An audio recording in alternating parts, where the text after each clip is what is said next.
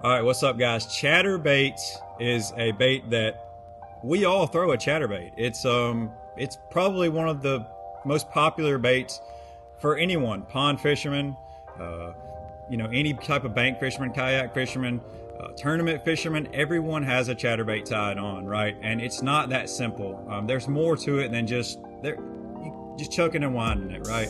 You can chuck and wind a chatterbait, but there's more to it. I'm gonna break down some of the subtle nuances about chatterbait fishing, what I've learned over the years, and I think it may help you catch a few more fish. So let's just start out by talking about the different types of chatterbaits. This is, I throw mostly a 3/8 or a 1/2 ounce. This is a 3/8 ounce jackhammer. As you can see, this blade was green pumpkin. It is now has that much paint left on it. So it's a silver blade now because I've thrown it so much. That's in Bee Height Delight. Great hook. The keeper is pretty good. This is the chatterbait that costs you the most money, but feels like it catches the most fish over the last few years. This is the new Chatterbait Evo by Z-Man. I think the hook keeper on this one is better. It's got this added keeper here. It comes in a great package. Everything about this chatterbait, the eyes are super realistic. They seem to be a little more durable. The paint job on the blade is different. It's not a flat or a matte paint. It's got texture to it. I still have more confidence in the jackhammer than I do the Evo, but I'm coming around, if that makes any sense. They also make a big blade and a mini max. This is one that Brian Thrift worked with him on years ago. This is the big blade. It's got a lot more thump to it. I haven't quite mastered this one yet, but there is a time and a place for it. Super shallow water, super dirty water. The big blade can definitely get you some bites. Here's some other options from other companies. Bobby Roberts at Motion Fishing out of Missouri makes one called a Seeker. It catches fish as well. I'm not downing it. I fish the jackhammer and the Evo more than I do the Seeker, but there are times and places where I will throw the Seeker. He makes a great bait. This is the jackhammer in its package if you've never had one, and this is the new Evo in its package if you haven't had one. They also make a tungsten one as well. As far as trailers go, this is a big, bulky trailer called a Zaco or a Zaco, however you want to pronounce it. It's made by Yamamoto. Brett Height, the king of chatterbait fishing, Stephen Browning. There's some other guys that are no slouches with chatterbait, but Bee Height is the GOAT when it comes to chatterbait fishing. And this is the bait that he designed as a trailer. It's a bulky bait. It's wide in the body, and then it's ribbed in the tail, and it doesn't have a ton of action, but the blade gives it action. When you put this trailer on a chatterbait, you're not going to feel the blade as much. It takes away from the thump of the blade because you have such a big piece of plastic. That works a lot. It catches fish a lot. It just depends on the situation, right?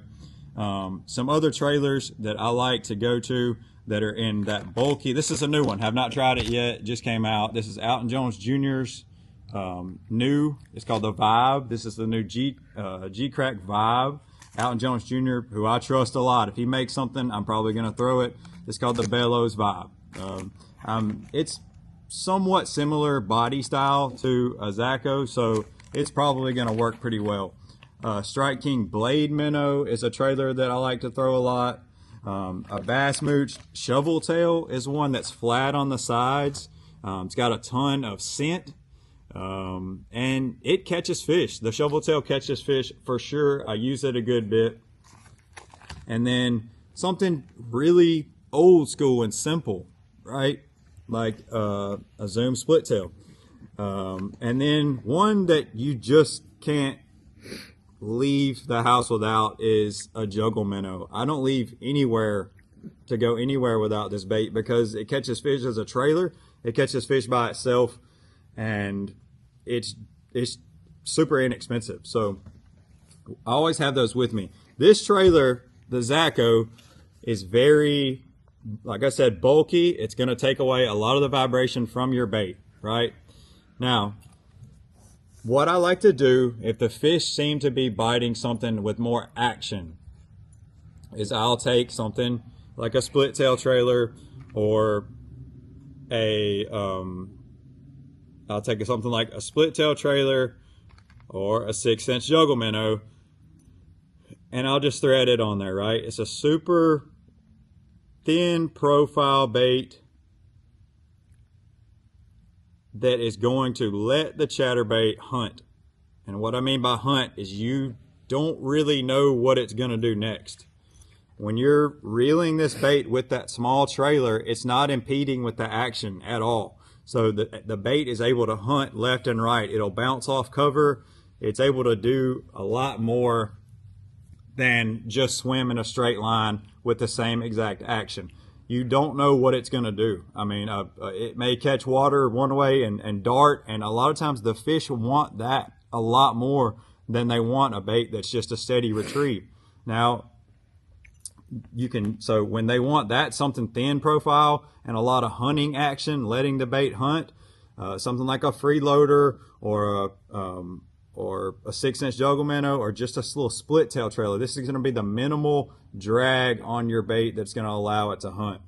Now, when you start adding a little bit more to it, this is a thin profile bait that lets it hunt, but takes away a little bit of it. That's the blade minnow. That's the shovel tail. You want to take a lot of the hunt out of it and make it a bulkier bait, and I feel like you get a better hookup ratio when you go to the thicker bait, like the thicker trailer, like the Zacho, or something thicker like this. These are all subtle differences. Fish are always biting a chatterbait, unless it's dead. I mean, y'all may catch them in the dead of winter on it, but I don't personally.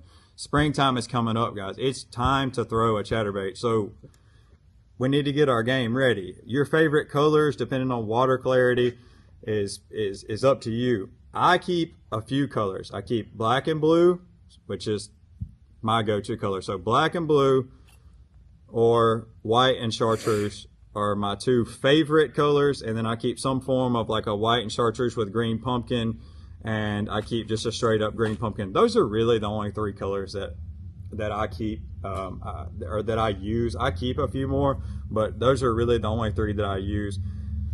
Once we get towards the bluegill spawn, or the spawn in general, where they hate bluegill, I'm going to be throwing black and blue and green pumpkin more than I am white. But it just depends. You've got to test it. You've got to try it out and figure out what the fish want. Rod and reel setup for me is different than a lot of people, and people think because a chatterbait has that big hook that you want a really, really stiff rod. That's not the case. I use a medium heavy power rod, but it's got a super soft tip. So it lets the bait hunt. It lets the bait do what it needs to do with the soft tip, but it only bends down 3 or 4 or 5 guides. And the reason for that is that, like I said, it lets the bait do what it wants, but once the fish gets the chatterbait, you pull it out of some grass. You need that backbone to rip it out of grass, but when they get it, you're already in the backbone and you can drive that big hook home. A lot of guys throw a 7:1 to 1, a 8:1 to 1. I don't. I throw a slower gear ratio, a Tatula 100, a Curado 150 MGL. I like it in a 6:3 to 1, something in that 6:2 to 1, 6:3 to 1 ratio. I'm going to throw 15 or 17 pound fluorocarbon. If I'm fishing around some really nasty junk, I'll go to 20, but most of the time 15 or 17 fluorocarbon is where I'm living when it comes to, or what I'm sticking with when it comes to a chatterbait. If I'm throwing one of the smaller ones like a Mini Max, I'll throw it on a medium power rod, and those like a 7.1, 7.2, 7.3, medium, heavy, moderate is what I use personally. That's my favorite chatterbait rod.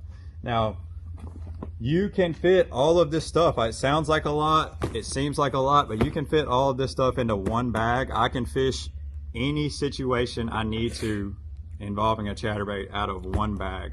So guys, I hope these tips help you. It could be a big year for the chatterbait as far as the spring goes. I got a feeling that we're going to catch some big fish on it, and I think that some of these tips will help y'all catch some fish. I appreciate you watching as always. like, subscribe, and stick around for the next one. Thanks, guys.